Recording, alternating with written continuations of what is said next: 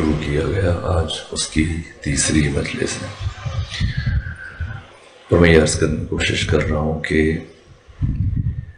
ائمہ دین نے کس طرح سے اسلام کو، روح اسلام کو، اسلام کی تعلیمات کو، ختمی مرتبہ کی سیرت کو ان 250 سالوں میں انسانیت تک اور انسانوں تک منتقل کیا۔ البتہ یہ ایک المیہ ہے، ایک بزرگ شخصیت رحمت اللہ حسن محسنی حرکت انقلاب اسلامی کے سربراہ تھے، 12 سال پاکستان میں رہے اور ہم سے اچھی اردو بول لیتے تھے، عربی، فارسی، دیگر زبانوں کے علاوہ خود اردو بھی جانتے تھے۔ زیادہ قیام ان کا اسلام آباد میں رہا، وہ ہماری مجالس عزا میں اور عزاداریوں میں بھی شرکت فرمایا کرتے تھے، اور ایک مرتبہ ہمارے اساتید اور رحمۃ اللہ تو انہوں نے مرجع تھے، فقیہ تھے، مفسر، عظیم الشان علمی شخصیت، لیکن باقاعدگی سے ہماری مجالس میں بھی جایا کرتے تھے، آپ کے لاہور میں، باقی شہروں میں، خود اسلام آباد میں۔ تو ایک دن ہمارے درمیان بیٹھ کے کہنے لگے کہ آپ لوگوں کی مجالس میں جا کر یہ محسوس ہوتا ہے کہ پاکستان کا شیعہ 2 امامی، تو چونک پڑے گا، ایسا تو نہیں ہے، ہم تو 12 کو مانتے ہیں کہ نہیں، آپ 12 کے صرف نام یاد کرتے ہو، بچوں کو یاد کرواتے ہیں، لیکن عملی طور پر جب ذکر کی بات ہو تو صرف 2 اماموں کا ذکر کرتے ہیں، یا علی کا ذکر کرتے ہیں یا حسین کا ذکر کرتے ہیں۔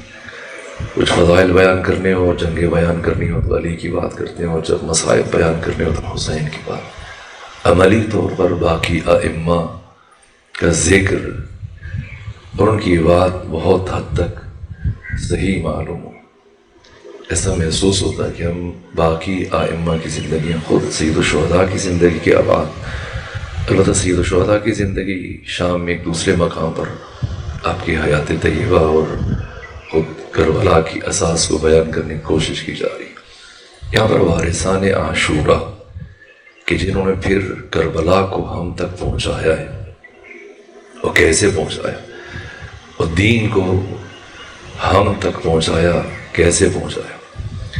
البتہ یہ جو کہا جاتا ہے کہ ان 250 سالوں میں 11 ہجری سے لے کے 260 ہجری تک 11 ائمہ دین کہ سب سے پہلے مرحلے میں 33 برس کی عمر میں مولانا متقیان کی امامت کا آغاز ہوا، اور آپ نے 30 سال امامت کی ذمہ داری ادا کی، اور پہلا اعتراض جو آپ پر کیا گیا یہ کہہ کر آپ کو خلافت کو آپ سے محروم کیا گیا، امت کو آپ کی ہدایت سے دور کیا گیا کہ آپ تو کم سن ہیں۔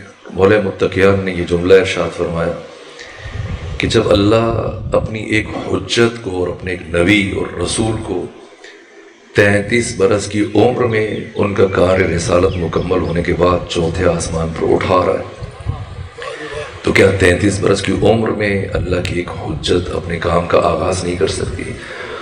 جناب عیسیٰ کو جب آسمان پر پروردگار نے اٹھایا، جبکہ ان کے اوپر انجیل نازل ہوئی، انہوں نے نبوت کی ذمہ داریوں کو ادا کیا، سارے مراحل و تبلیغ دین کے بعد جب زمین سے بیت المعمور پہ حضرت عیسیٰ کو خدا نے اٹھایا، ان کی عمر مبارک 33 سال تھی، تو اگر وہ 33 سال میں اپنا کام مکمل کر سکتے ہیں تو کیا علی ابن ابی طالب 33 سال کے بعد اپنا کام شروع نہیں کر سکتے؟ بینما آپ کی بات کو رد کیا گیا، اور 25 سال امیر المومنین نے گوشہ تنہائی میں گزارے، باقی پونے 5 سال جنگوں کی نظر ہو گئے، اور پھر 40 ہجری میں حضرت کی شہادت۔ یہاں 40 ہجری سے لے کر 50 ہجری تک 9 سال امام حسن مجتبیٰ نے امامت کی ذمہ داریوں کو ادا کیا، جن میں 7 مہینے 25 دن آپ کا عہد خلافت ہے، باقی کا عرصہ آپ نے حزب اختلاف میں رہ کر امامت کی ذمہ داریوں کو ادا کیا، اور کربلا کی اساس اور بنیاد آمادہ کی تاکہ حسین ابن علی اپنے حصے کا کام انجام دے سکے۔ اگر امام حسن مجتبی اپنے حصے کا کام انجام نہ دیتے تو ممکن نہیں تھا کہ امام حسین اگلا مرحلہ طے کر سکے. یہ متصل ہے سلسلہ. اور جہاں امام حسن مجتبی کا کام آ کے رکا، وہاں سے امام حسین نے اپنا کام شروع کیا. برابر 11 سال صرف ایک دن کے لیے محنت کی، اور وہ دن 61 ہجری کا روز عاشور کا دن ہے.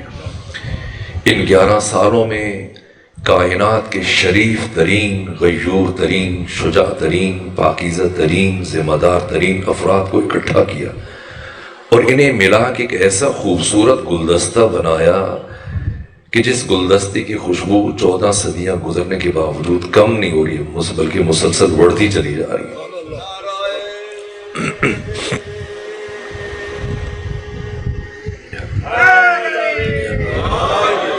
یہ میں عرض کیا کرتا ہوں کہ اگر امام حسین علیہ السلام ایک بھی غیر ذمہ دار، ایک بھی جاہل، ایک بھی بزدل، ایک بھی جلد باز فرد کو اپنے کاروان میں شامل کر لیتے تو کربلا کبھی بھی تاریخ انسانی میں سرمدی اور ابدی حیثیت اختیار نہ کر سکتی.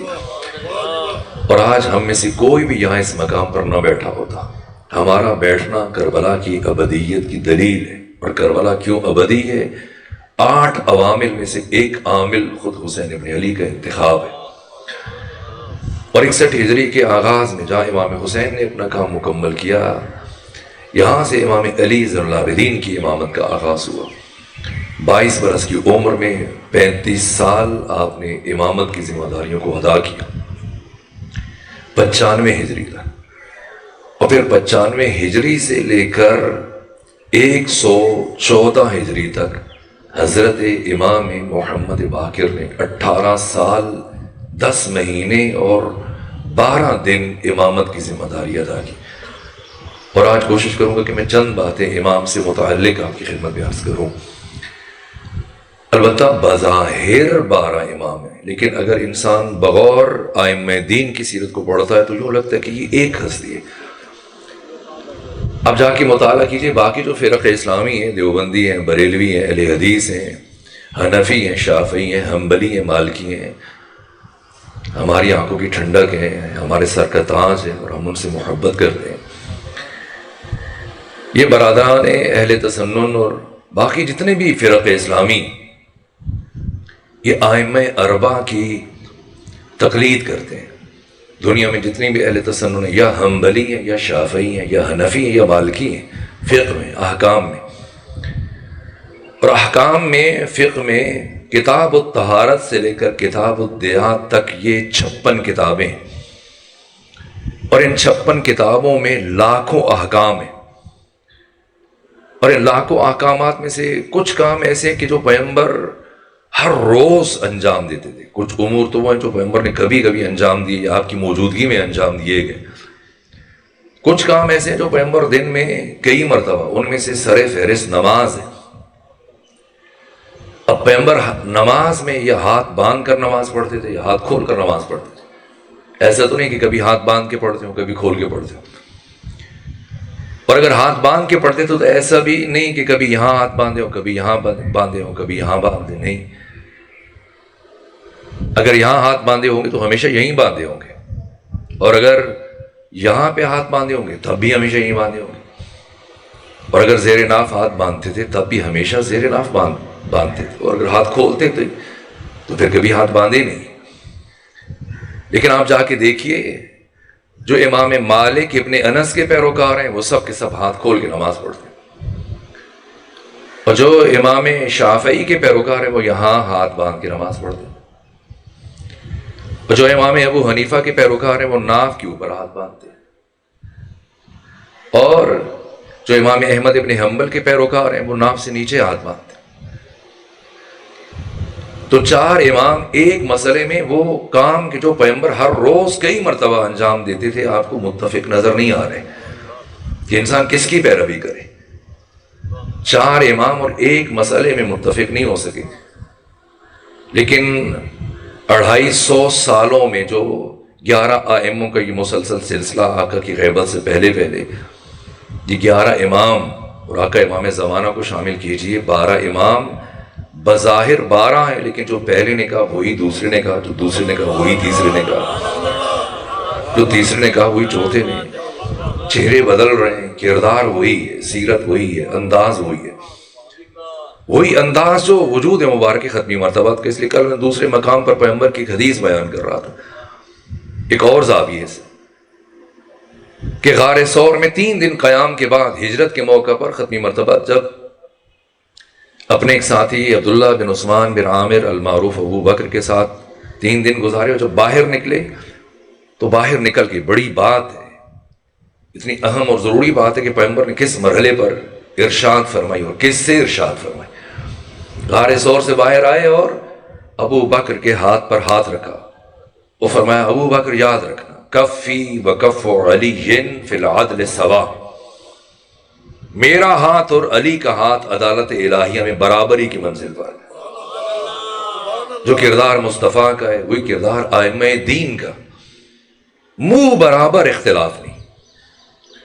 اور پھر 95 ہجری سے لے کر 114 ہجری تک یہ 18 سال اور 10 مہینے اور 12 دن امام محمد باقر کیا انداز ہے، کیا روش ہے، کیا سیرت ہے۔ خود پیغمبر اسلام نے آپ کا تعارف آپ کی دنیا میں آنے سے پہلے کروایا، اور کسے؟ جناب جابر بن عبداللہ انصاری کو۔ اور علی جعفری بھائی خوب اچھا کام کرتے ہیں کہ خود حدیث کے ساتھ اور ترجمے کے ساتھ پڑھتے ہیں، اس کے اندر جو عالی ترین معارف ہیں اور تربیت کے جو بالا ترین اصول ہیں۔ لیکن اس سے پہلے عرض کروں کہ خود حضرت امام محمد باقر تمام ائمہ میں سے وہ امام ہیں کہ جن کے پدر بزرگوار بھی فاطمی ہیں اور جن کی مادر بزرگوار بھی فاطمیہ ہیں۔ اللہ نے ختمی مرتبت کو ایک بیٹی عطا فرمائی، فاطمہ زہرا، اور پھر اس بیٹی سے اللہ نے جناب سیدہ کو 2 موتی عطا فرمائے، ایک کا نام حسن، ایک کا نام حسین۔ اور پھر امام حسین کو ایک بیٹا عطا کیا جس کا نام علی ہے، لقب زین العابدین ہے، سید الساجدین ہے، ابن الخیرتین ہے، سجاد ہے، نام علی ہے۔ جناب علی اکبر کا نام بھی علی ہے، جناب علی اصغر کا نام بھی علی ہے، یہاں تک کہ امام سجاد سے عبید اللہ ابن زیاد نے پوچھا کہ تمہارا نام کیا ہے؟ ظاہر تمام خواتین میں صرف ایک مرد کھڑے ہیں، تو کہا نام کیا ہے تمہارا؟ کہا میرا نام علی ہے۔ کہا علی کو تو اللہ نے کربلا میں قتل نہیں کر دیا تھا؟ کہا اللہ نے قتل نہیں کیا تھا، لوگوں نے قتل کیا۔ کہا اللہ نے قتل کیا۔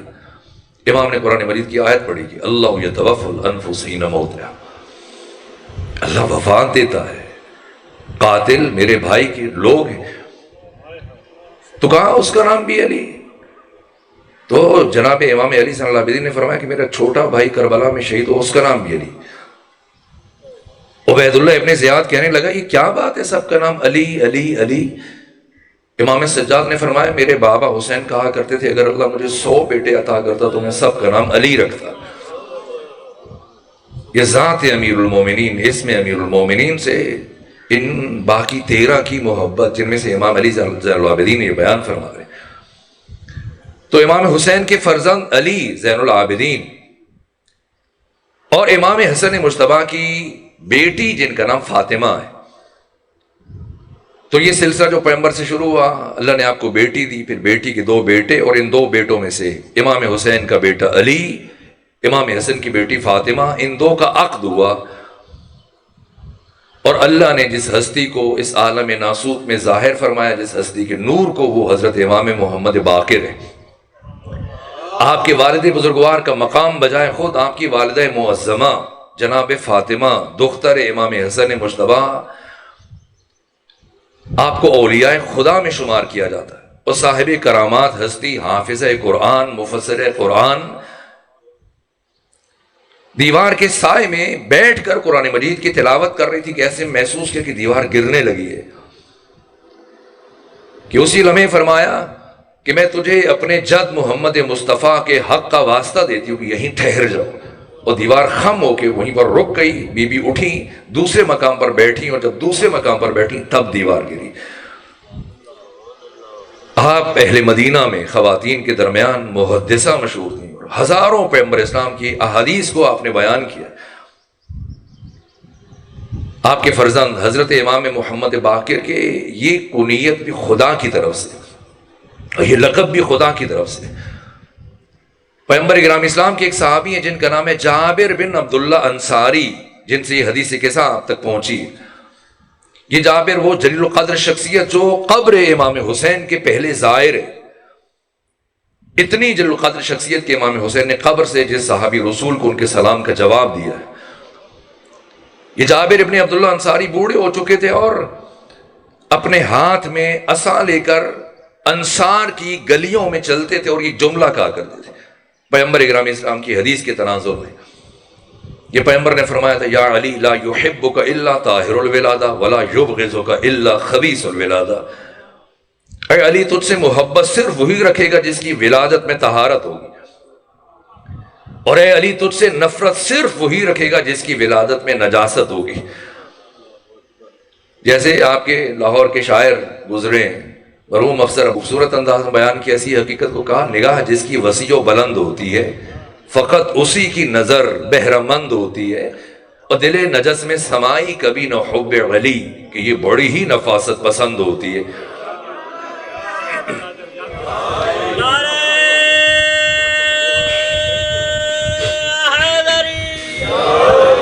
یہ جابر بن عبداللہ انصاری بوڑھے ہو چکے ہیں، مدینے کی گلیوں میں چلتے ہیں اور آپ انداز یہ بلند آواز سے انصار کی گلیوں سے گزرتے ہوئے یہ کہا کرتے تھے یا معاشر الانصار ادبوا اولادکم علی حب علی ابن ابی طالب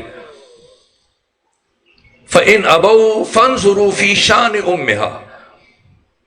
کہا کہ اے گروہ انصار اپنی نسلوں کی اور اولادوں کی تربیت کرو علی کی محبت پر، اور اگر وہ علی کی محبت سے انکار کریں تو ان کی ماؤں سے متعلق سوچو اور فکر کرو، کیونکہ پیغمبر اکرام اسلام فتح خیبر کے بعد 4 سال کئی دفعہ پیغمبر نے یہ حدیث بیان فرمائی۔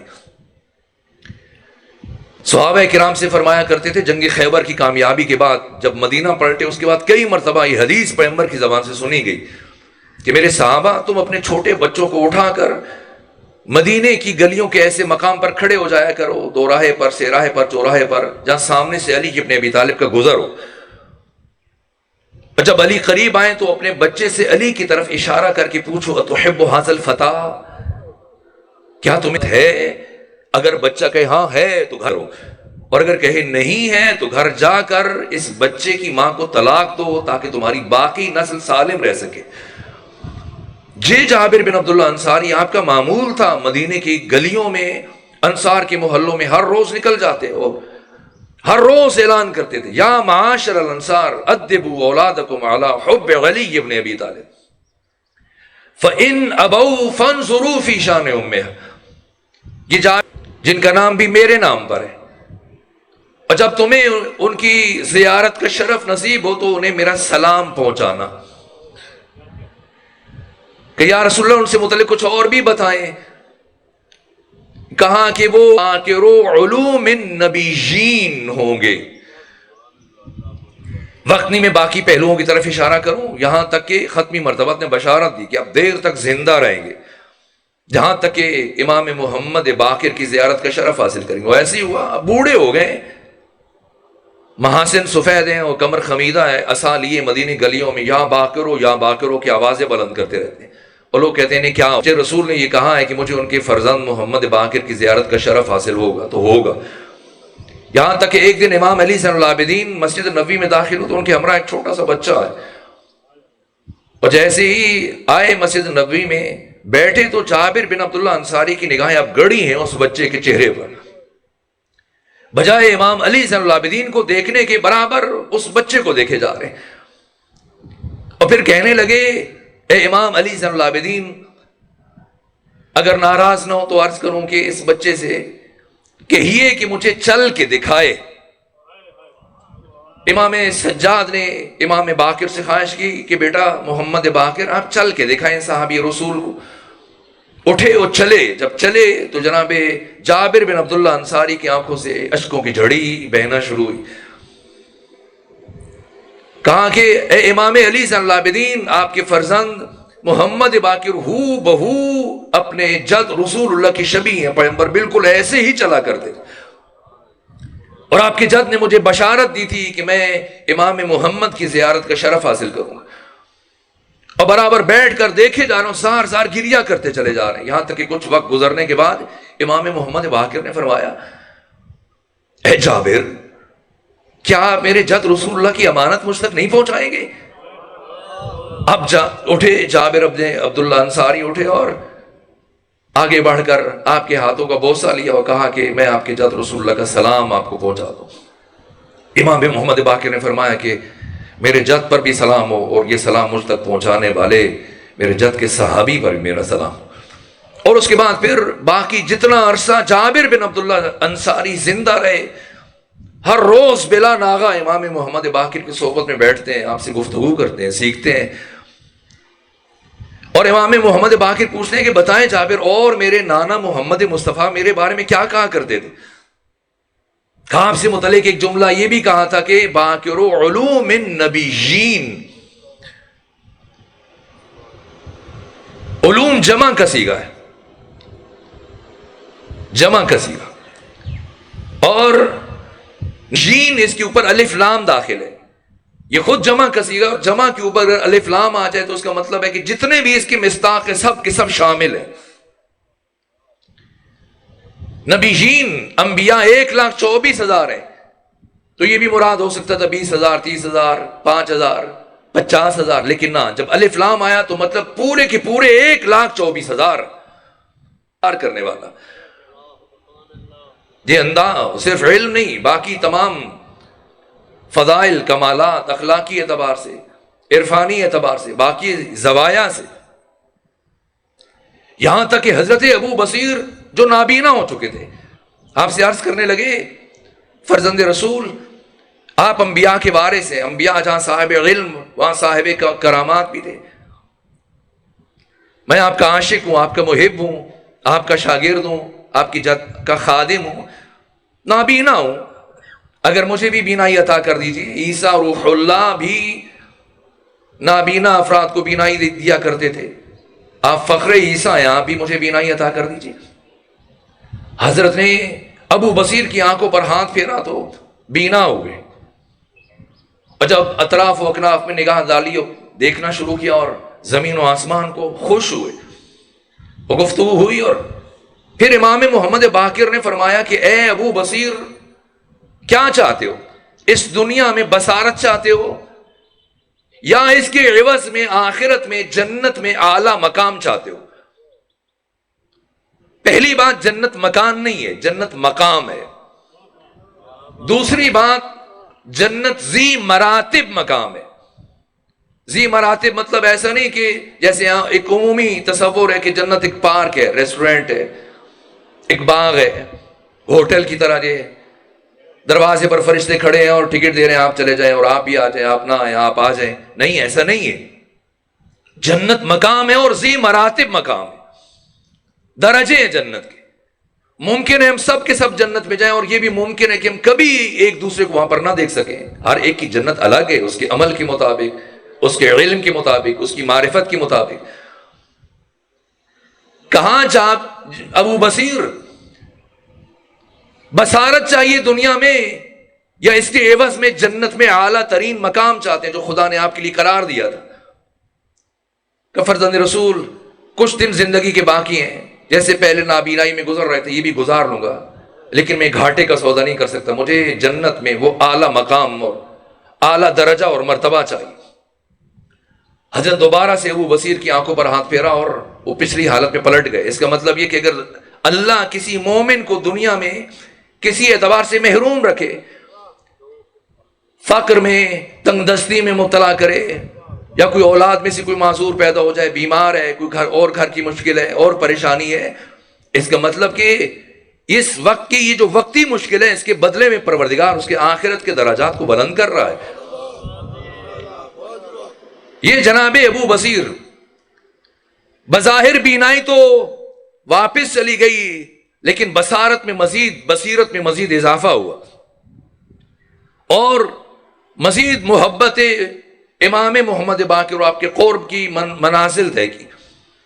یہاں تک کہ ایک مرتبہ خود امام محمد باقر مسجد نبوی میں تشریف فرمائے اور ابو بصیر بیٹھے ہیں. سمجھ رہے ہیں، بصارت تو چلی گئی لیکن بصیرت بڑھ گئی۔ آج آقا امام زمانہ یوسف فاطمہ ہمارے درمیان موجود ہیں تو دکھائی کیوں نہیں دیتے؟ اس لیے کہ نور ہیں، اللہ نے انہیں پیکر بشری میں انسانوں کے درمیان بھیجا ہماری ہدایت کے لیے۔ ان کا جسم اور ہمارا جسم، اس میں زمین آسمان کا فرق ہے، یہ امام ششم نے بیان فرمایا۔ دیکھیے انسان دو چیزوں کا مجموعہ ہے، جسم اور روح۔ جسم عناصر سے بنا ہے، آگ، پانی، ہوا، مٹی، لیکن روح میں کوئی عنصر نہیں ہے۔ روح لطیف ہے، روح مجرد ہے، روح لطیف ہے۔ اس میں اللہ نے 5 جوہر رکھے، جوہر علم، جوہر بقا، جوہر ارتقاء، جوہر خوشبو، جوہر نور۔ اب سمجھنا ہے کہ ہمارے اجسام میں اور محمد و آل محمد کے اجسام لطیفہ میں کیا فرق ہے۔ جسم عناصر سے بنا، روح لطیف ہے، مجرد ہے، بسیط ہے۔ تو امام ششم فرماتے کہ اللہ نے جس قدر تمہاری روحوں کو لطیف قرار دیا، اتنا انبیاء کے جسموں کو لطیف رکھا ہے، اور جتنے اللہ نے انبیاء کی ارواح کو لطیف قرار دیا، اتنا ہم محمد و آل محمد کے جسموں کو لطیف قرار دیا۔ یہ خدا کا احسان ہے کہ ہماری ہدایت کے لیے وہ پیکر بشری میں آئے۔ ہم انہیں دیکھ سکتے ہیں لیکن لازم نہیں کہ ہر وقت انہیں دیکھ سکیں۔ اور یہ معتبر ترین روایات ہیں جنہیں شیخ مفید اور شیخ توسی جیسی شخصیتوں نے ذکر کیا اپنی کتابوں میں، کہ امام محمد باقر مسجد نبوی میں تشریف فرمائے اور قریب میں ابو بصیر ہیں، اور باقی مسجد نبوی مسلسل لوگ آ جا رہے ہیں، عبادت کر رہے ہیں، تلاوت کر رہے ہیں، بیٹھے ہیں، گفتگو کر رہے ہیں۔ ایسے میں امام نے فرمایا ابو بصیر ان لوگوں سے کہو کہ کیا تم نے محمد باقر کو دیکھا ہے؟ جناب ابو بصیر نے لوگوں طرف رخ کیا اور کہا کہ کیا تم میں سے کسی نے امام محمد باقر کو دیکھا ہے؟ سب نے کہا نہیں دیکھا۔ امام موجود ہیں اور ابو بصیر پوچھ رہے ہیں، خود نابینا ہے، اور سامنے جو بیٹھے ہیں پوچھا تو کہا ہم نے تو نہیں دیکھا۔ اتنے میں ہارون مکفوف آئے مسجد نبوی میں، یہ بھی نابینا تھے، امام کے صحابی تھے۔ تو فرزند رسول امام محمد باقر نے فرمایا کہ ابو بصیر آپ ہارون مکفوف سے پوچھو، ابو ہارون مکفوف سے، کہ انہوں نے محمد باقر کو دیکھا ہے۔ تو اب ابو بصیر نے ان سے سوال کیا تو وہ مسکرائے، کہا ابو بصیر کتنے عجیب ہو، تمہارے پاس بیٹھے ہو تو مجھ سے پوچھ رہے ہو۔ یہ امام محمد باقر تمام انبیاء کے علوم کو شگافتہ کرنے والے، یہ پیغمبر نے آپ کا تعارف بیان کیا کہ خود جابر بن عبداللہ انصاری جہاں شاگرد بن کر بیٹھے ہیں، جس چند سالہ بچے کے سامنے شاگرد بن کے بیٹھے ہیں یہ محمد باقر، ایک دن گفتگو ہو رہی ہے، ہر روز ملتے تھے اور سیکھتے تھے، لیکن ایک دن خود امام محمد باقر نے پوچھا جابر آپ اتنے خوش نصیب ہیں کہ آپ کو اتنے معصومین کی صحبت کا شرف حاصل ہوا، کیا سیکھا کچھ مجھے بھی بتائیں۔ آج کے فرزند رسول کیا بتاؤں، کہ اپنی توحید سے متعلق بتائیے، کیا نظریہ ہے آپ کا، کیا سوچ ہے، کیا عقیدہ ہے۔ کہ فرزند رسول کیا پوچھتے ہیں، ایک صلوات بھیجیے خاندان فاطمہ کو۔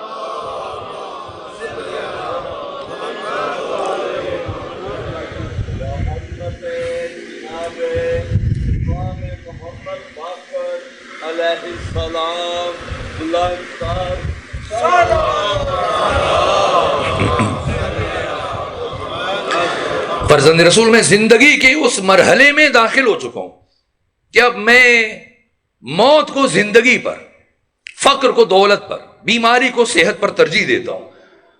یہ بڑی بات ہے۔ امام ششم نے جناب جابر کے ان جملوں کی وضاحت فرمائی، کہا یہ جو جابر ابن عبداللہ انصاری کہہ رہے تھے کہ میں زندگی کو موت پر ترجیح دیتا ہوں، اس سے مراد ایسی زندگی جس میں گناہ ہو، میں ایسی زندگی پر موت کو ترجیح دیتا ہوں۔ ایسی دولت کہ جس سے کہ آنے کے بعد انسان خدا کو بھول جائے، میں ایسی دولت پر فقر کو ترجیح دیتا ہوں۔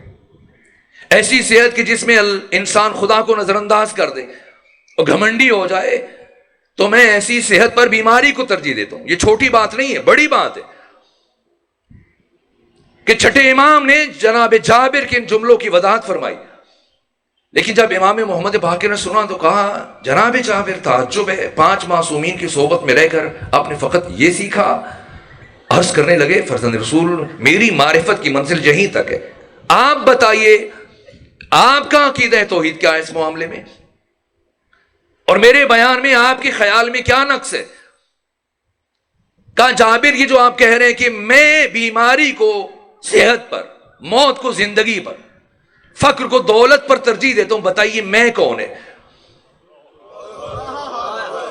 کہ پھر آپ اپنا عقیدہ بتا دیجئے کہ ہم آل محمد نہ بیماری کو صحت پر ترجیح دیتے ہیں، نہ صحت کو بیماری پر، نہ موت کو زندگی پر، نہ زندگی کو موت پر، نہ فقر کو دولت پر، نہ دولت کو فقر پر، بلکہ ہم اس حالت میں خوش رہتے ہیں جس میں ہمارا خدا ہمیں خوش دیکھنا چاہتا ہے۔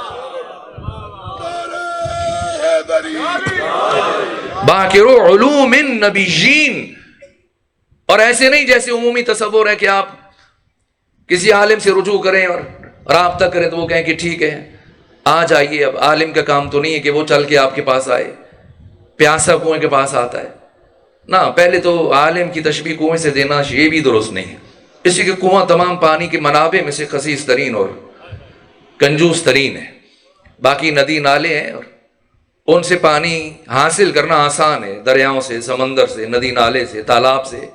کنویں کے لیے پہلے تو آپ ڈول کا انتظام کیجئے اور رسی کا انتظام کیجئے، اور پھر اس ڈول کو رسی میں کے ساتھ بھیجیے کنویں میں، اور پھر انتظار کیجئے، کھینچیے، اور اتنی مقدار میں پانی آئے گا کہ جتنی اس کی وسعت ہے اور جتنا وہ ظرف ہے، اور پھر دوبارہ سے آپ ڈول ڈالیے اور پھر آپ نکالتے رہیے پانی۔ نہ، عالم کنویں کی مانند نہیں ہوتا ہے، چشمے کی مانند ہوتا ہے جو خود بہتا ہوا پیاسوں کو سیراب کرتا ہے۔ اور وہ ہستی جسے پیغمبر اسلام باقر علوم النبیین کہہ رہے ہیں، دوسرا تعارف جو پیغمبر نے فرمایا کہ محمد باقر کون ہے؟ بحر لا ينفد، معارف کا ایسا سمندر ہے جو کبھی خشک نہیں ہو سکے گا۔ اس لیے امام محمد باقر کا طرہ امتیاز تھا، ایسے نہیں کہ کہیں بیٹھ کر انتظار کرتے ہو، نہ، خود چلے جاتے تھے جہاں ضرورت ہے۔ ایک خارجی ہے جس کا نام ہے عبداللہ بن ارزق خارجی، خوارج کا سردار اور ان کا بڑا عالم تھا، کہ 38 ہجری میں جنہوں نے مولا متقیان کو کافر قرار دیا اور حضرت کی سپاہ سے الگ ہو گئے۔ جنگ صفین میں جب قرآن مجید نیزوں پر بلند ہوا اور مالک اشتر نخعی امیر شام کے خیمے کی رسی کاٹ چکے تھے، تو اپنی جان بچانے کے لیے عامر بن عاص کے مشورے سے قرآن مجید کو اس نے نیزوں میں بلند کیا کہ اب ہم قرآن کو حکم قرار دیتے ہیں، فیصلہ قرآن کا۔ تو مولا متقیان نے فرمایا کہ یہ کھال کے اوپر جو حروف تحریر ہیں ان پہ نہ جانا، یہ دشمن کی چال ہے، قرآن ناطق تمہارے درمیان موجود ہے۔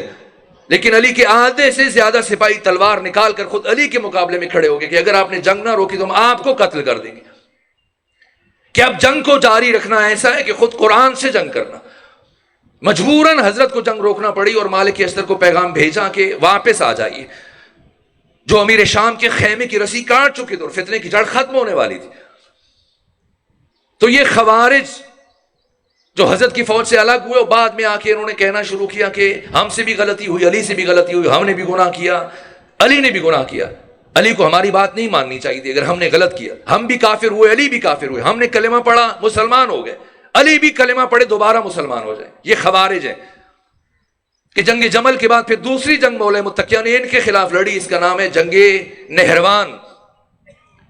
اور جنگ نہروان میں سے جو افراد بچ گئے تھے ان میں سے ایک عبداللہ بن ارزق خارجی ان کا عالم ہے، اور برابر مولا متقیان کے خلاف مدینے میں پروپیگنڈا کرتا ہے اور کہتا ہے کہ اگر کوئی ثابت کر دے کہ علی مسلمان ہے اور کافر اور ظالم نہیں ہے تو میں اس کے ہاتھ پر بیعت کر دوں۔ امام محمد باقر تک جب یہ الفاظ پہنچے تو اب خود چل کر گئے عبداللہ بن ارزق کے پاس اور کہا کہ میں نے سنا ہے کہ تم میرے جد علی کی ابن ابی طالب کو کافر اور ظالم کہتے ہو۔ کہا وہ کافر بھی تھے، وہ ظالم بھی تھے۔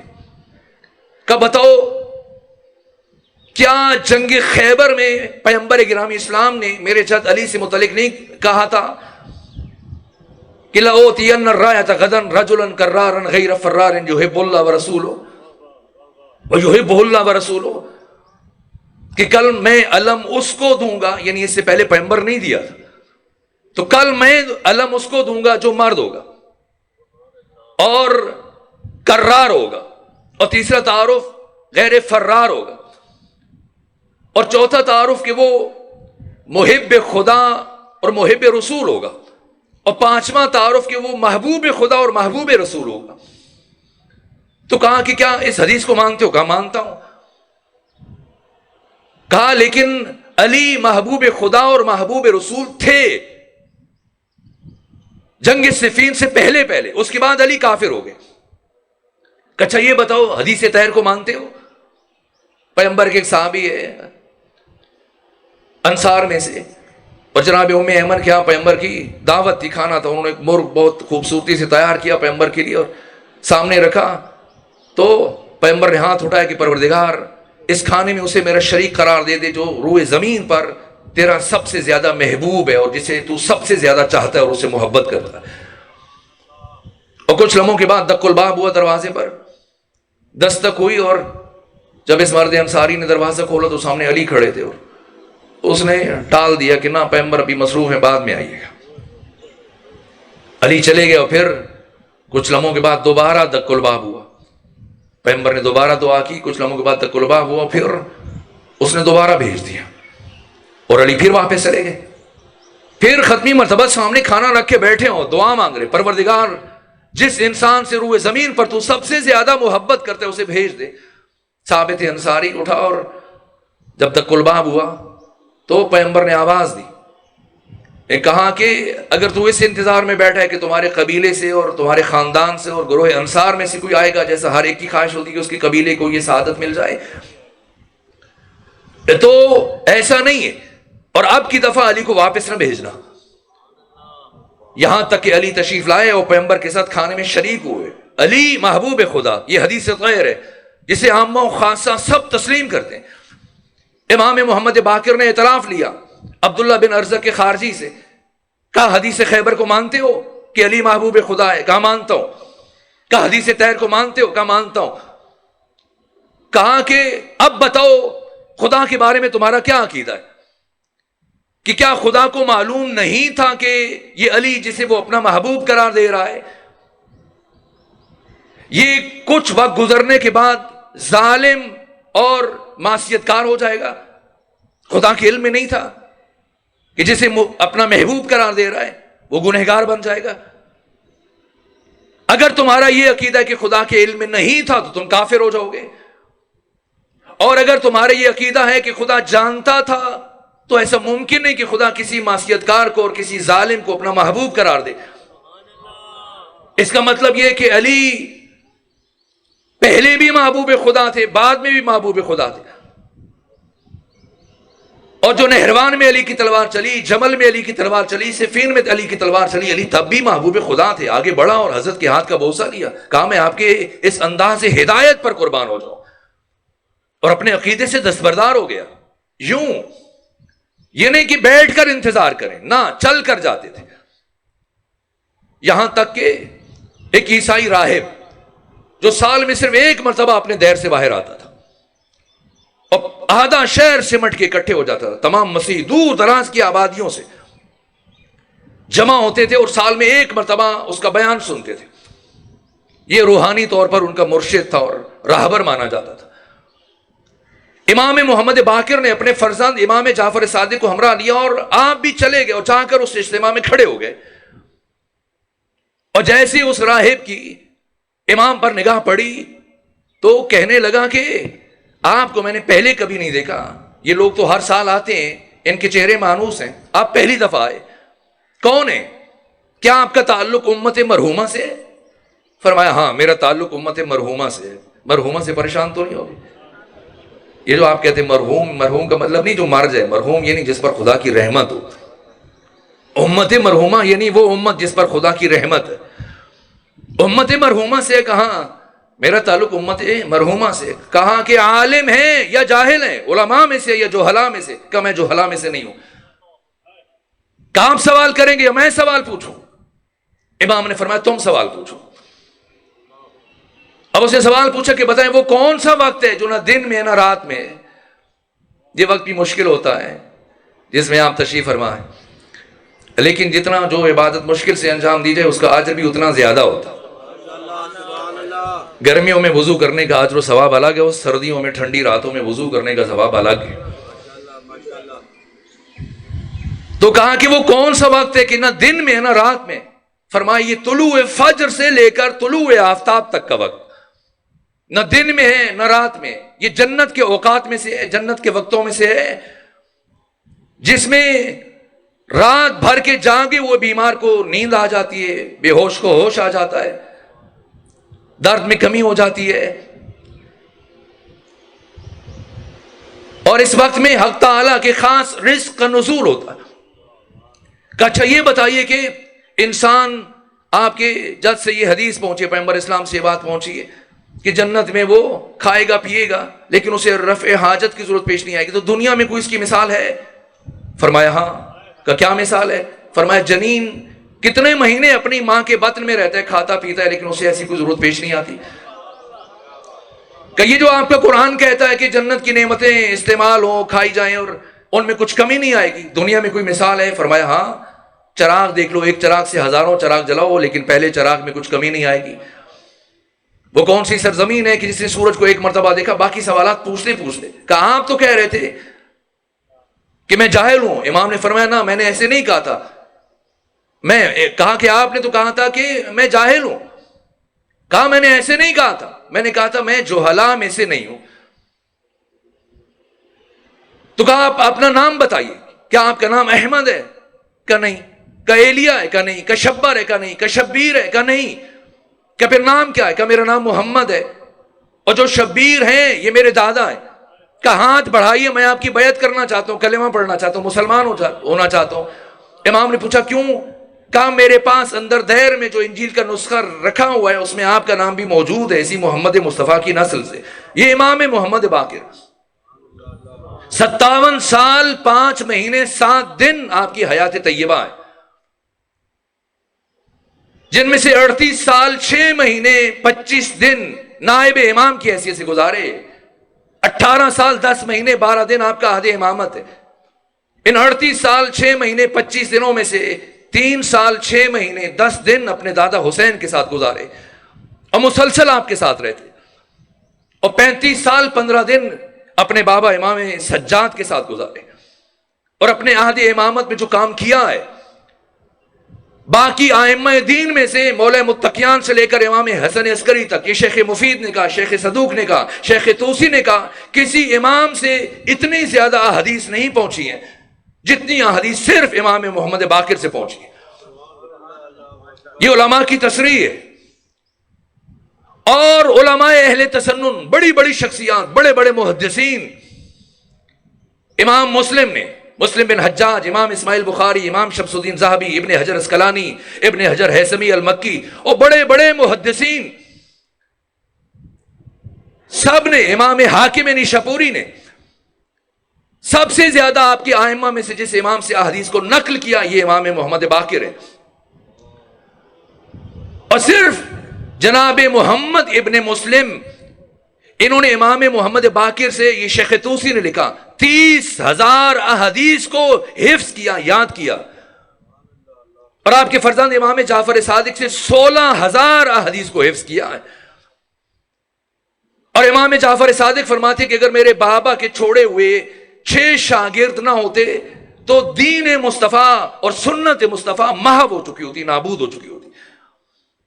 اور جو قدغن تھا حدیث پر, اسلام جسم ہے, اور اس جسم کی روح کا نام, اس پیکر میں جو روح ہے اس کا نام سنت رسول, حدیث رسول ہے. اور پیغمبر کی وفات کے ساتھ ہی نقل حدیث پر پابندی لگا دی گئی اور کرفیو نافذ کر دیا گیا. اور 3 بڑی شخصیات جو حدیث کے سب سے بڑے عالم مانے جاتے تھے, عبداللہ ابن مسعود, ابو دردہ, ابو ذر, ان کو مدینے کے اندر نظر بند کر دیا گیا کہ آپ ہرگز مدینے سے باہر نہیں جا سکتے اور نہ ہی پیغمبر اکرام اسلام کی کوئی حدیث نقل کر سکتے. اور جتنے بھی احادیث کے ذخیرے تھے, ختمی مرتبہ کی وفات کے فوراً بعد جب نئی حکومت قائم ہوئی تو حزب حاکم نے اعلان کیا کہ جس کے پاس پیغمبر کی جو بھی حدیث ہے فوراً لے کر آ جائے. لوگ خوش ہوئے کہ شاید کتاب مرتب ہوگی, جمع کیا جائے گا, مدون کیا جائے گا. جس کے پاس 1 حدیث تھی وہ لے کے آیا, جس کے پاس 2 تھیں, 5, 10, کسی نے ہڈی کے اوپر لکھی ہے, چمڑے پر لکھی ہے, درخت کی کھال پہ خوشی خوشی لے کے آ رہے کہ اب ان حدیث کو مرتب کیا جائے گا. سب کو جمع کر کے جلا کر راکھ کر دیا گیا اور نقل حدیث پر پابندی عائد کر دی گئی مسلسل. اور یہ سلسلہ جاری رہا یہاں تک کہ امیر شام کی حکومت میں آ کر پھر احادیث گھڑی گئی اور اتنی بڑی مقدار میں، اگر ممکن ہوا میں دوسرے مقام پر شاید آج شام کی مجلس میں عرض کروں، یہاں تک کہ 99 ہجری تک یہ پہرا رہا حدیث پر، نقل حدیث پر پابندی رہی، اور گرفتار کیا جاتا تھا ایسی شخصیات کو اگر وہ حدیث بیان کر دیں، اور حدیث ذخیرہ حدیث ختم ہونا شروع ہوا۔ ایسے میں عمر ابن عبدالعزیز، یہ خود امام محمد باقر کے ساتھ ارتباط، اموی خلیفہ ہے، 2.5 سال حکومت کی۔ امام محمد باقر کے زمانے میں 5 حکمران ہیں جن کے زمانے میں آپ نے امامت کی ذمہ داریوں کو ادا کیا۔ سب سے پہلے ولید بن عبد الملک بن مروان، اس نے 64 ہجری سے لے کر 86 ہجری تک 22 سال حکومت کی، اور ولید بن عبد الملک بن مروان کی موت کے بعد پھر سلیمان بن عبد الملک بن مروان برسر اقتدار آیا۔ اس نے 96 سے لے کر 99 سال 3 سال حکومت کی ہے، 99 تک۔ وقت نہیں کہ میں ان افراد کے کردار کو بیان کروں کہ انہوں نے کیا کیا ہے۔ صرف سلیمان بن عبد الملک کا آپ دیکھ لیں، یہ طارق بن زیاد اور موسیٰ بن نصیر جنہوں نے اسپانیہ کو فتح کیا، اندلس کو، پرتگال کو، تلا اشبیلیا، غرناطہ، یہ ساری یورپ کی سرزمین جنہوں نے فتح کی ہے۔ یہ بچوں کو جو سکول میں پڑھایا جاتا ہے، یہ طارق بن زیاد جس نے کشتیاں جلائیں، یہ کمانڈر تھا ان کا۔ لیکن سلیمان بن عبد الملک بن مروان وہ شخص کے محض شک کی بنیاد پر اپنے جرنیلوں کو قتل کروا دیا، طارق بن زیاد کو قتل کروا دیا، موسیٰ بن نصیر کو۔ اب آپ دیکھیں کہ ائمہ دین کے ساتھ ان کا رویہ کیا ہوگا۔ ان مگر مچھوں اور بھیڑیوں کے جبڑوں سے دین مصطفیٰ کو نکال کر بچا کر ہم تک پہنچانا، یہ ائمہ نے کام کیا ہے۔ ایسے نہیں 1400 سال گزرنے کے بعد آپ اس طرح یہاں جمع ہو کے بیٹھے ہیں۔ یہ کردار ہے، یہ تسلسل، یہ وارثان عاشورہ ہیں۔ 99 ہجری میں عمر ابن عبدالعزیز مروان بن حکم کا پوتا ہے، عبدالعزیز کا بیٹا، لیکن اس نے آتے ہی یہ صحبت میں رہے امام محمد باقر کے، اور 40 ہجری سے لے کر 99 ہجری تک برابر 3 بر اعظموں میں ہر شہر، ہر دیہات کے خطبہ جمعہ پہ جو مولے متقیان پر سب اعلان کیا جاتا تھا، کردار کشی ہوتی تھی، گالیاں دی جاتی تھی، آتے اس نے پہلا حکم جاری کیا یہ بند کیا جائے۔ دوسرا، جتنے بھی شیعیان محبان اہل بیت زندانوں میں قید تھے سب کو رہا کروایا۔ جن کا وظیفہ بند کر دیا گیا تھا حکومت کی طرف سے، پتہ چلتا تھا یہ بھی محب علی ہے، اس کا وظیفہ بند کر دیا جاتا تھا، اس نے وظیفہ بحال کیا۔ جن مومنین کے اور محبان اہل بیت کے اموال کو ضبط کر لیا گیا تھا، ان کی زمینوں پر قبضہ کر لیا گیا تھا، ان کا مال بیت المال میں داخل دفتر کر دیا گیا تھا، آ کے آپ نے واگزار کیا، سب کو ان کی زمینیں واپس دلوائیں۔ فدق اولاد سیدہ کو، سادات کو واپس کیا، اور بہت سارے کام کیے۔ ان میں سے ایک، پہلی مرتبہ حدیث سے پابندی اٹھائی اور تدوین حدیث کا کام۔ کل جس شخصیت کا میں نام لے رہا تھا، محمد ابن مسلم ابن شہاب زہری، اسے انچارج معین کیا عمر ابن عبدالعزیز نے، اور احادیث کی تدوین کا سلسلہ شروع کیا۔ یہاں سے پھر سے احادیث کا ذخیرہ ایک بننا شروع ہوا ہے، کتابی شکل میں آنا شروع ہوا، لیکن اس شخصیت کو زیادہ دیر زندہ نہیں رہنے دیا گیا۔ بنو امیہ نے خود 101 ہجری میں صرف 2.5 سال حکومت کی، عمر ابن عبدالعزیز نے خود بنو امیہ نے قتل کروا دیا۔ اس کے بعد پھر یزید بن عبد الملک بن مروان برسر اقتدار آیا، 101 ہجری سے لے کر 105 ہجری تک 4 سال حکومت کی اس نے، 102 سے 105 تک تقریباً 3.5 سال۔ اور اس کا کردار اگر کوئی سمجھنا چاہتا ہے، وہی جو اس کے ہم نام کا کردار تھا، اس کا نام بھی یزید تھا۔ یزید نے بھی 3 سال 8 مہینے 14 دن حکومت کی تھی، اس کی حکومت بھی تقریباً اتنی ہے۔ جو کام اس نے کیے تھے بینی، وہی کردار اس کا تھا۔ اور 105 ہجری میں جب یزید بن عبد الملک بن مروان کی حکومت آئی، ختم ہوئی، قتل ہوا یہ، تب حشام بن عبد الملک بن مروان کی حکومت ہے۔ 105 سے لے کر 125 تک یہ قاتل ہے امام کا۔ اور جب اس نے امام کی مقبولیت دیکھی اور دیکھا کہ مدینے میں علم اور معرفت اور روحانیت کا مرکز بن رہا ہے، اور حج کے موقع پر اس نے امام کی مقبولیت دیکھی، اور حج کے موقع پر مینا کے مقام پر امام جعفر صادق کی کلمات جو آپ کے فرزند تھے اس نے سنے، اس موقع پر تو اسے بہت غصہ آیا، لیکن اس نے ضبط کیا۔ لیکن شام پہنچتی اس نے فوراً سے قاصد روانہ کیا کہ محمد باقر اور ان کے بیٹے جعفر صادق کو شام پیش کیا جائے، اور لایا گیا۔ لیکن یہ شعبدہ باز تھا، اور اس طرح سے اس نے مزاحیہ قسم کے افراد، اور جس طرح یہ تماشائی شاعر اور خوش آمدی اپنے دربار میں. کوئی عباسی حکمرانوں میں یہ تھا کہ چلے انہوں نے فلسفہ یونان کا ترجمہ کیا اور باقی چیزیں. لیکن بنو امیہ کے یہ حکمران، ان کے ہاں قطعی طور پر علوم پر قدغن تھا. تو اب امام کے ساتھ کوئی علمی مناظرہ کیا جائے، گفتگو، اور تو یہ ممکن نہیں تھا کہ شکست دی جائے. اب اہل دربار اور عمائدین سلطنت اور بنو امیہ کے سردار اکٹھے ہیں، اور اس نے کہا کہ کیا کرے کہ امام کو سبک ثابت کر دے اور ان کی تحقیر اور اہانت کرے. تو سوچ کر اس نے بیٹھے بیٹھے کہا کہ تیر اندازی کا مقابلہ نہ ہو جائے. امام محمد باقر نے فرمایا میں بوڑھا ہو چکا ہوں اور مجھے ان چیزوں سے کوئی شغف نہیں، کیا کوئی بات نہیں، دیکھ لیتے. تو اس کے چچا کا بیٹا بیٹھا تھا، کہا یہ تیر کمان ذرا تو پہلے سے اس کو بتایا ہوا تھا، اور امام محمد باقر سے کہا کہ ذرا اس نشانے پہ تیر لگا کے دکھائیں. یہ چاہ رہا تھا کہ باقی علمی تو دنیا میں کسی میں جرت نہیں ہے کہ باقر علوم النبیین سے بات کرے، تو کم سے کم چلے. اس کام میں ممکن ہے کہ وہ نہیں. کہا ایک بوڑھا شخص کبھی زندگی میں نہ جنگ کی نہ کسی جنگ میں شرکت کی، نہ تلوار چلائی، تو کیسے تیر چلائیں گے؟ یقیناً نشانے پہ نہیں لگے گا. تو تیر کمان جب اس کے چچا زاد بھائی نے دیا اور امام کے ہاتھ میں آیا، تو امام نے نشانہ لے کے تیر چلایا. جب تیر چلایا تو ٹھیک نشانے پہ لگا. جب نشانے پہ لگا تو اسے خفت ہوئی. خفت مٹانے کے لیے اس نے کہا ایک اور چلا دیں. امام نے پھر تیر کمان میں جوڑا اور دوسرا تیر چلایا، اور دوسرا تیر اس پہلے تیر کی اسی سیٹ میں لکڑی میں جا کے پیوست ہوا. اور شرمندہ وہ خفت مٹانے کے ایک اور چلا دیں. امام نے تیسرا تیر چلایا اور وہ اس دوسرے تیر کی پشت میں پیوست ہو گیا. 9 تیر چلائے اور اسی طرح سے 9 کے 9 تیر، ایک تیر دوسرے میں، دوسرا تیسرے میں، تیسرا چوتھے میں، یہاں تک کہ سب لوگ اٹھ کے کھڑے ہو گئے. کیا کہاں سے سیکھا ہے؟ فرمایا ہم کسی سے نہیں سیکھتے. صلوات بھیجیے محمد و آل محمد پر. شرمندہ ہوں، وقت ختم ہو گیا، تاخیر ہوئی. بسم اللہ، آپ پڑھیے. آپ اٹھے ہیں تو پڑھ دیجیے.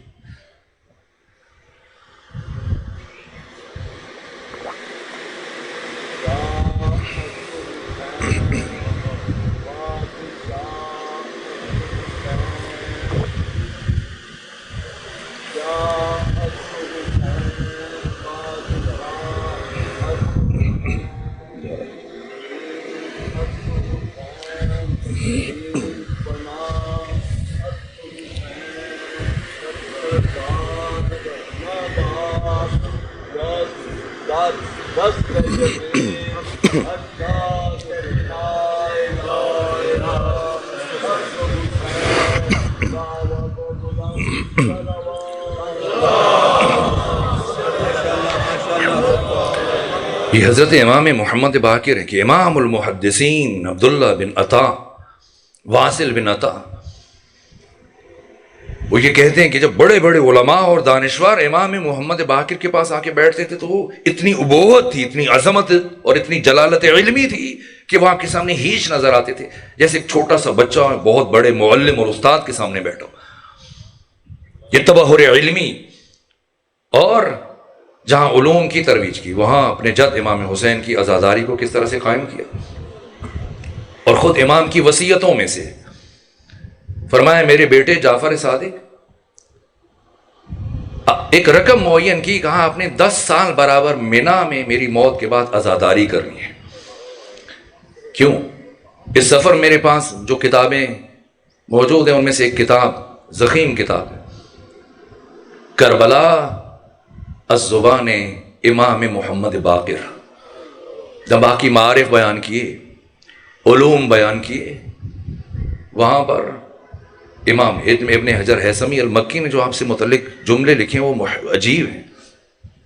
وقت نہیں کہ عرض کروں. وہاں کربلا کو پہنچایا، ہر مرحلے میں کس کس طرح سے وارثان عاشورہ نے کربلا کو پہنچایا. میرے عزیزو، آج 3 محرم الحرام ہے. میرا جی چاہتا ہے کہ میں اس ہستی کا ذکر کروں کہ جو ہستی یوں قربان ہوئی امام حسین پر کہ اپنی نسل کو ختم کر دیا. عجیب ہے. حضرت مسلم ابن عقیل، غیر معمولی شخصیت. میں کسی اور شخصیت کا بھی ذکر کر سکتا تھا لیکن میرا دل چاہا کہ میں ان سے متعلق بات کروں. نسل ختم ہو گئی مسلم ابن عقیل کی. 4 بیٹے اور 2 بیٹیاں ہیں. ایک بیٹا عبداللہ، ایک بیٹا عبید اللہ، ایک کی عمر 26 سال، ایک کی عمر 27 سال. دونوں روز عاشور امام حسین پر قربان ہوئے کربلا میں. 2 بیٹے محمد اور ابراہیم، ایک کی عمر 6 سال، ایک کی عمر 7 سال. 1 سال کے مظالم برداشت کرنے کے بعد 12 ذی الحج کو آپ کو ان 2 بچوں کو بھی شہید کر دیا گیا. 2 بیٹیاں ہیں، ایک کا نام زینب ہے، ایک کا نام عاتقہ ہے. دونوں بیٹیاں بھی شہید ہو گئی. ایک روز عاشور جب خیام میں آگ لگی تو بچی گھوڑوں کے ٹاپوں کے نیچے پائمال ہو گئی. دوسری بچی جب شہر کوفہ کے دروازے پر یہ کاروان پہنچا، ثانی زہرا کی نگاہ پڑی حضرت مسلم ابن عقیل کے لاشے پر جو شہر کے دروازے پر آویزہ کیا گیا تھا. ایک مرتبہ تڑپ گئی علی کی بیٹی. فرمایا سید سجاد کا کوفہ میں مردے دفن کرنے کا رواج نہیں ہے. کہ سید سجاد کوشش کریں کہ مسلم کی بیٹی کی نگاہ اپنے باپ کے لاشا پہ نہ پڑے ورنہ مر جائے گی. لیکن نگاہ پڑی اور وہیں پر جناب عاتقہ نے چیخ ماری اور آپ کی شہادت، نسل ختم ہو گئی. جناب مسلم ابن عقیل کی زوجہ جناب رقیہ دختر امیر المومنین کربلا سے واپس جب مدینہ آئیں، صرف 9 مہینے زندہ رہیں، صرف 9 مہینے. اور 3 شخصیتوں کے گھر حاکم مدینہ نے، مدینہ کے گورنر نے جلوا دیے. ایک خود امام حسین کا گھر کربلا کے بعد جلا کے راکھ کر دیا گیا. دوسرے حضرت ابو الفضل عباس کا گھر. تیسرے سفیر حسین ابن علی مسلم ابن عقیل کا گھر. اب جناب رقیہ دختر امیر المومنین زوجہ مسلم ابن عقیل جب آئیں تو گھر نہیں ہے، جل چکا ہے. امام علی زین العابدین سید سجاد نے کہا کہ میں آپ کے لیے نیا گھر تعمیر کرواتا ہوں. جواب دیا سید سجاد اب میں زیادہ دن زندہ نہیں رہ پاؤں گی، میرے لیے گھر تعمیر نہ کرو. کچھ دن جناب ام البنین کے گھر میں رکتی ہیں، کچھ دن جناب زینب کے گھر میں ٹھہر جاتی ہیں، کچھ دن جناب ام سلمہ کے گھر میں قیام کرتی ہیں. 9 مہینے سے زیادہ زندہ نہ رہ سکیں. لیکن عجیب ہے، ان 9 مہینوں میں جناب رقیہ نے نہ کبھی مسلم کا نام لیا، نہ کبھی اپنے بیٹوں پر گریہ کیا. جب بھی گریہ کیا یہی کہا، ہائے حسین. یہ خاندان قربان ہو گیا. مسلم ابن عقیل غیر معمولی شخصیت ہیں. آج آپ دیکھ لیں خود پاکستان کے سفیر جو باقی دنیا کے دوسرے ملکوں میں جہاں پر پیغام پاکستان کی جو پالیسی ہے، اگر وہاں کے سربراہان مملکت کو بیان کریں گے تو برابر رابطہ ہوتا ہے، ٹیلی گرام ہے، باقی ذرائع ہیں، یہ کہنا ہے یہ نہیں کہنا. حسین ابن علی مسلم ابن عقیل کو بھیج رہے ہیں. اور وزن کیجئے گا اس جملے کا جو عرض کرنے جا رہا ہوں. مکہ میں جب قیس ابن مسہر سیداوی اور سعید بن عبداللہ حنفی اہل کوفہ کے خطوط لے کر آئے 15 رمضان المبارک کو امام حسین کے پاس، تو امام حسین علیہ السلام نے 5 دن انہیں انتظار کروایا، توقف کیا اور تأمل کیا. یہ مقتل کی کتابوں میں کہ قیس ابن مسہر سیداوی اور سعید بن عبداللہ حنفی کے ہمراہ کسے بھیجوں، عباس کو یا مسلم ابن عقیل کو. یعنی ان 2 شخصیتوں کو اگر وزن کریں گے تو برابری کی منزل پر ہیں. اور آپ دیکھ لیں جو جملے امام حسین کے جناب عباس سے متعلق ہیں وہ جملے جناب مسلم ابن عقیل سے متعلق ہیں.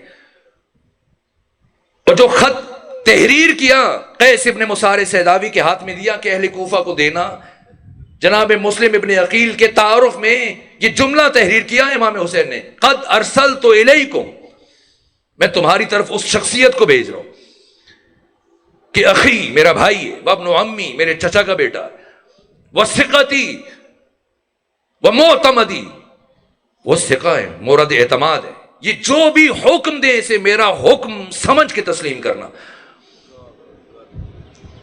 مسلم ابن عقیل کے ہاتھ پر امام حسین کی بیعت کی گئی ہے، یہ چھوٹی بات نہیں ہے.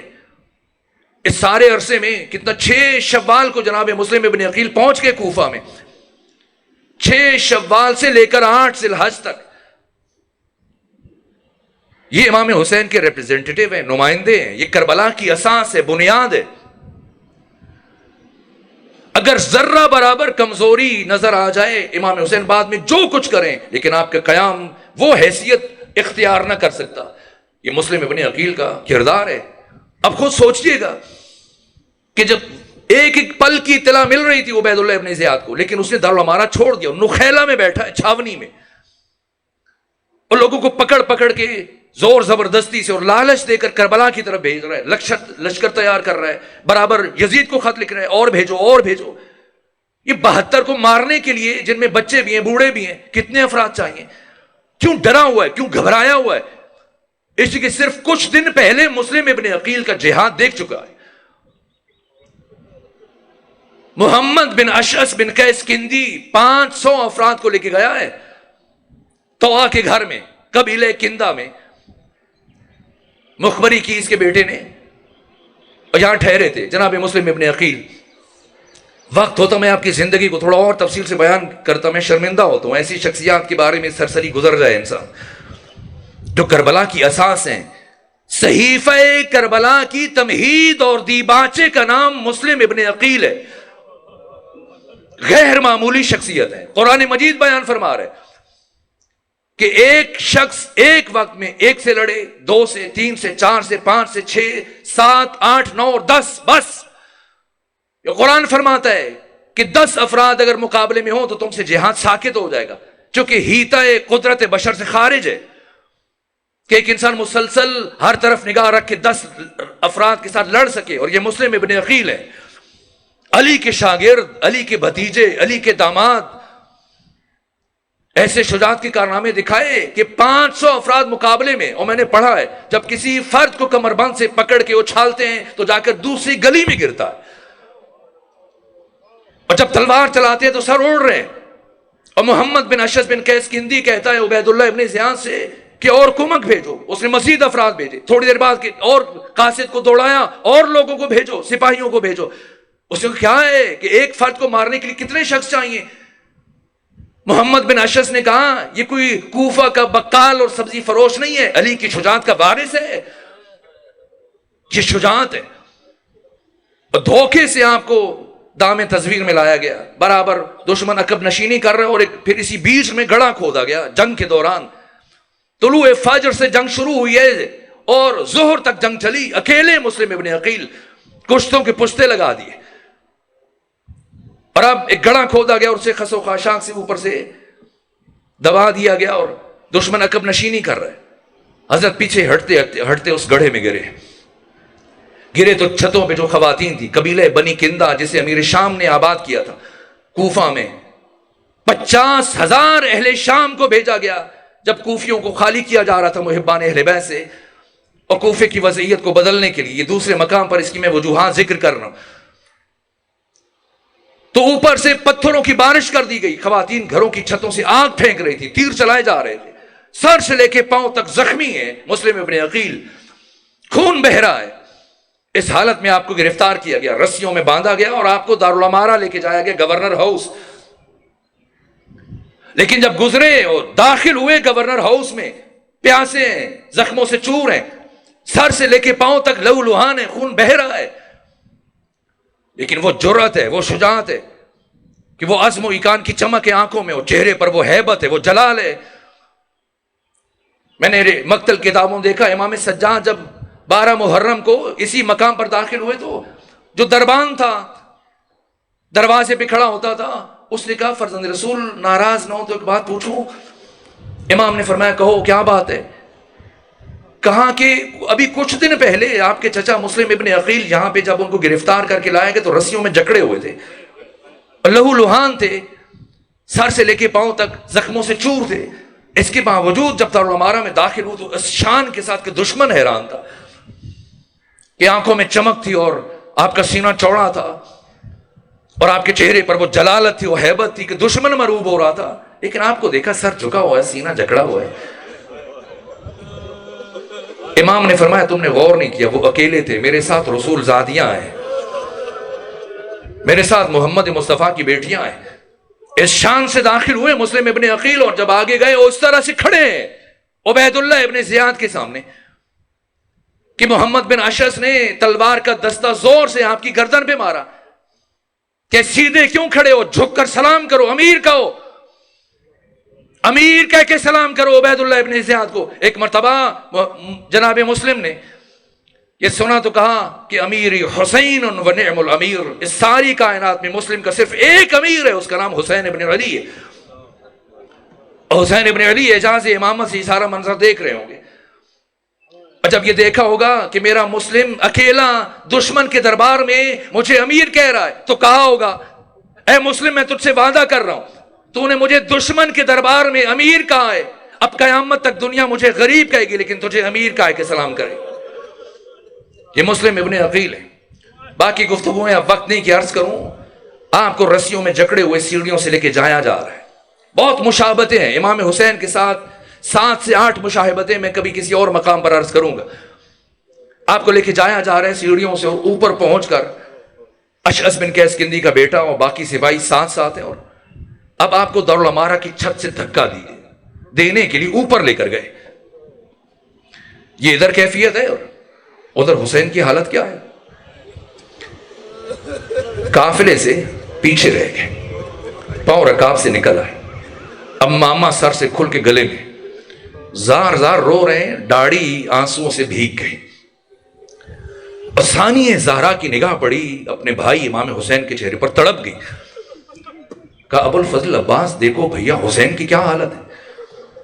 ایک مرتبہ جناب عباس نے دیکھا، گھبرا کر آگے بڑھے، کہا آقا کیا ہوا؟ امام حسین گریا کر رہے تھے، آواز اتنی رند گئی کہ بتایا نہیں گیا، بس یہ 2 انگلیاں آپ کے سامنے کھول دی۔ اور جناب ابو الفضل عباس دیکھ رہے ہیں کہ جناب مسلم ابن عقیل کو رسیوں میں جکڑ کے لے کے جایا جا رہا ہے دارالعمارہ کی چھت پہ۔ ایک مرتبہ مضطرب ہو کے کہتے ہیں آقا اگر ممکن ہو تو مجھے کسی طرح کوفہ بھیج دیجئے۔ پوچھا عباس کیا کرو گے؟ کہا جب اتنی بلندی سے لڑوں گا نہیں، صرف اس لیے کہہ رہا ہوں کہ جب اتنی بلندی سے مسلم ابن عقیل کو زمین پر پھینکا جائے گا تو کوئی ان کو استقبال کرے۔ امام نے فرمایا عباس میرا مسلم لاوارث نہیں ہے، دیکھو صحن میں میری ماں فاطمہ زہرا انتظار کر رہی۔ بس میرے عزیزوں، کچھ ہستیاں ہیں جن کی لاش ٹکڑے ٹکڑے ہو گئی۔ ایک خود امام حسین کی لاش مبارک 9 حصوں میں تقسیم ہو گئی۔ اسی طرح جناب قاسم ابن حسن کی لاش، اسی طرح سے قیس ابن مسار سیداوی، اور اسی طرح سے جناب مسلم ابن عقیل، جب آپ کو اس بلندی سے پھینکا گیا آپ کی کوئی ہڈی اور جوڑ سلامت نہیں رہا۔ اور اس کے بعد بس وقت ختم ہوا، میں 2 جملے اور عرض کروں۔ امام حسین نے جناب مسلم ابن عقیل کی چھوٹی بیٹی عاتقہ جو ہم سن تھی، جناب سکینہ سلام اللہ علیہ، بس آخری جملہ عرض کر رہا ہوں، تفصیل سے بیان کرتا لیکن وقت ختم ہوا، بلایا، کہا مسلم کی بیٹی کو لے کے آئے۔ جب لایا گیا تو گود میں بٹھا لیا، اور سر پہ ہاتھ پھرنے لگے، نوازش کرنے لگے، پیار کرنے لگے۔ خاندان اہل بیت کی بچی ہیں، ایک مرتبہ تڑپ کے پوچھتی ہیں کہ حضرت آپ تو میرے ساتھ ایسے نوازش کر رہے ہیں جیسے کسی یتیم کے ساتھ کی جاتی۔ کہاں بیٹی، آج سے میں حسین آپ کا بابا ہوں، اور فاطمہ اور سکینہ وہ آپ کی بہنیں ہیں۔ اور اس کے بعد ثانیہ زہرا سے فرمایا کہ جو میں نے مدینہ سے بندے رکھوائے تھے، بالیاں رکھوائی تھی، ذرا لے آئیے۔ بالیاں لائی گئیں، اپنے ہاتھوں سے امام حسین نے جناب مسلم ابن عقیل کی چھوٹی بیٹی عاتقہ کے کانوں میں پہنائی۔ بس اور کچھ نہیں عرض کروں گا، جناب سکینہ یہ سارا منظر دیکھ رہی تھی، اور دیکھا جب کوئی بچی یتیم ہو جاتی ہے تو اس کے ساتھ کیا سلوک کیا جاتا ہے، اس سے کیسے پیار کیا جاتا ہے، کیسے نوازش کی جاتی ہے، کیسے بالیاں پہنائی جاتی ہیں۔ لیکن روز عاشور جب جناب سکینہ یتیم ہوئی ہیں تو پھر کسی نے نوازش نہیں کی، کسی نے بالیاں نہیں پہنائی، بلکہ جو بالیاں آپ کے بابا نے پہنائی تھی انہیں اتارا نہیں گیا، چھین لیا گیا۔ الا لعنت اللہ علی القوم الظالمین۔